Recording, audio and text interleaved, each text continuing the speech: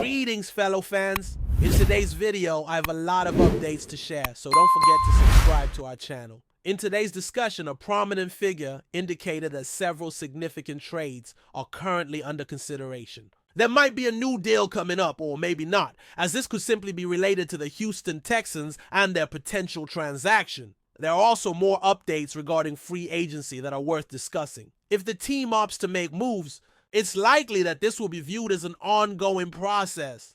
Let's take a look at some of the reports and comments surrounding these issues. It's important to keep in mind that whenever the team makes changes, you need to stay alert for updates, regardless of the time. One possibility that has been frequently discussed is the signing of a prominent player, which has been mentioned by several fans and analysts. However, a reliable source revealed that this specific player was never a viable option for the team.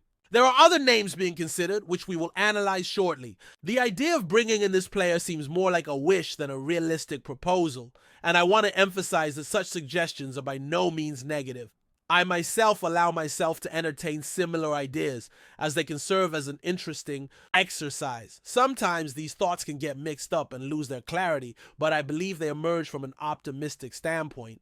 I understand the intent, especially considering the player's reputation. The issue is that he didn't perform at his usual level last season, facing a significant drop in production due to injuries that limited his appearances in recent years. This raises valid concerns as he approaches his 30s. I've mentioned this before, and I will continue to say, if the team considers the possibility of signing him, it should be seen in the same light as other recent acquisitions and not as a priority. I don't believe he should be treated as an essential addition, and it's unlikely that any offers will align with that expectation. The analysis of Chubb should be conducted with the same attention given to Javonte Williams and Miles Sanders. In my opinion, it is unwise to go for his signing. I don't think the offers place him as the primary option. That shouldn't be the expectation, as he needs to prove his worth. His performance last year was not satisfactory. He is an extraordinary athlete, and the recoveries he made are truly impressive, but that might end up working against him. If the decision is to bring Chubb in, it will likely be said, all right, Javonte, Miles, Chubb, you three are competing for maybe 2 spots. That should be the perspective when considering someone with Chubb's profile at this stage of his career in the NFL. You mentioned wanting the 2020 player. Sure, let's consider that. But that player wouldn't be available. So do you believe the team needs another running back? Why or why not? Share your opinion in the comments. Now, let's address Stephon Gilmore.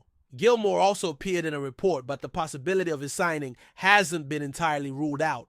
Unlike the situation with Chubb, it was discussed that for fans expecting more, there was an investigation into something more ongoing, like players such as Chubb or Gilmore. The response was that they were never considered, but that doesn't eliminate the possibility of Gilmore in the future should he still be available during training and the team has a clearer understanding of the situation. I don't see any major issues with this approach. I believe it's a reasonable and understandable strategy given what the team is facing, and honestly, for what I imagine Gilmore is seeking. It's worth noting that Gilmore didn't sign a contract until mid-August last year. Therefore, there's a real chance he could be available during training, which would allow the team a better view of the cornerback position. How's Savon Revel's health? Does he need more time? There's no desire to put him on the field immediately.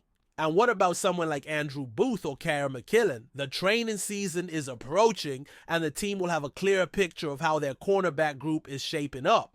This raises the question, how's Savon Revel's recovery? Does he need more time to get back to form? Should he stay out of the starting lineup initially? Additionally, there are questions regarding players like Andrew Booth, Kyrie McKillen, and Carson. Will any of them make significant progress? Does Israel Muamu have what it takes to maintain the nickel corner spot? Or will it be necessary to move Bland to that role or look for another player for that position? The quarterback situation, if it performs as expected, might not require new acquisitions. However, if concerns persist and confidence in the returning players coming off injuries is low, in addition to young talents that still need development and more experimental options like Elam and Booth not advancing, the team may need 2 more cornerbacks. Therefore, taking a cautious approach regarding the cornerback position seems sensible. Now, regarding predictions, will there be a significant movement from the Cowboys before the training camp? A yes or no?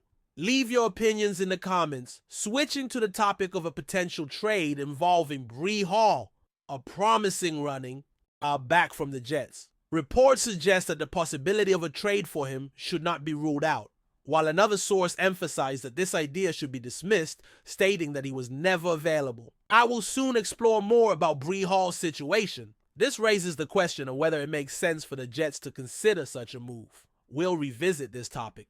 To recall, Cowboys rookie products and draft gear are available online. You can check it out on the provided page. The link will be available in the comments and description. On this site, you can find jerseys and even customize them for other draft picks if you're interested, along with caps and hoodies. In the end, we're dealing with contradictory information about Breece Hall and possible trade scenarios with the Cowboys. If Breece Hall was indeed available, I would certainly be interested. I believe the Cowboys' backfield has a good potential, but also presents some risks. There are indeed conflicting reports about Breece Hall and a potential trade involving him with the Cowboys. If Breece Hall were really available, I would definitely be interested. I believe the Cowboys running back group has room for growth, but there are also concerns. It's not a top-tier situation, and there are valid issues. The current team has players on short-term contracts, which doesn't guarantee a long-term solution. In my view, Breece Hall stands out as the most talented running back on this team, and there's no close comparison. His performance speaks for itself. Even under unfavorable conditions, he managed to maintain an average of over 4 yards per carry, which is the minimum expected. Moreover, he has shown considerably higher productivity than Breece Allen. This brings me to my central question. Why would the Jets consider trading him? I understand there might be some tension and dissatisfaction, and they might be distributing touches to Isaiah Davis and Breece Allen, but it's undeniable that Breece Hall is the best option. He still has 1 year left on his contract, and with the second best receiver being Allen Lazard and Justin Fields expected as the quarterback, I really can't understand the Jets' logic in this context. If he were truly available in the market, it would be reasonable to question the acquisition value. If he could be acquired for a third-day draft pick, I would have no objections to trading 5th or 6th round picks for a 1-year rental in the backfield. This strategy seems viable to me, but I have trouble understanding the logic from the Jets side. So, if possible, mention a player you would like to see added to the roster. This could include trades, free agent acquisitions, or maybe someone who could be waived later. I don't expect much movement after June 1st, but these remain possibilities. Feel free to share your opinions in the comment section about any other options that have already been mentioned. Jay Alexander's financial situation is concerning as he owes $17.5 million, but the Cowboys could handle this if he stays healthy. Alexander would certainly fill a need at the quarterback position, but the question remains, will he stay in good physical condition? But before we continue, don't forget to subscribe to our channel and give this video a like. Your support helps us keep bringing you the latest updates on the Dallas Cowboys. Feel free to share your thoughts on the news in the comments as well. Concerns are growing in the American football community amid rumors that NFL Hall of Famer Bob Lilly, the iconic defensive tackle of the Dallas Cowboys, may be experiencing health issues. Though no official statement has been released by his family or representatives, multiple sources close to the situation have hinted that the 85-year-old legend is not in good health. Bob Lilly, affectionately known as Mr. Cowboy, has long stood as a symbol of toughness and excellence on the gridiron. Drafted in 1961 as the first ever pick of the Dallas Cowboys franchise, he quickly became the cornerstone of Tom Landry's defense. His career, which spanned 14 seasons, was marked by dominance, discipline, and relentless pursuit of the quarterback. Lilly was inducted into the Pro Football Hall of Fame in 1980 and remains one of the most respected figures in the sport. The rumors about his declining health have cast a somber mood over fans and former teammates alike. Lilly has maintained a relatively private life in recent years, occasionally appearing at alumni events and public functions. His presence at such events has always drawn admiration and respect, not just for his achievements on the field, but Also for his humble demeanor and gentlemanly nature. Though unconfirmed, the news has prompted an outpouring of support on social media from fans and former players who regard Lilly as a pillar of the Cowboys' legacy. He was the heart of that defense and the soul of the team, one former teammate remarked in an interview last year. You didn't play with Bob. You learned from him.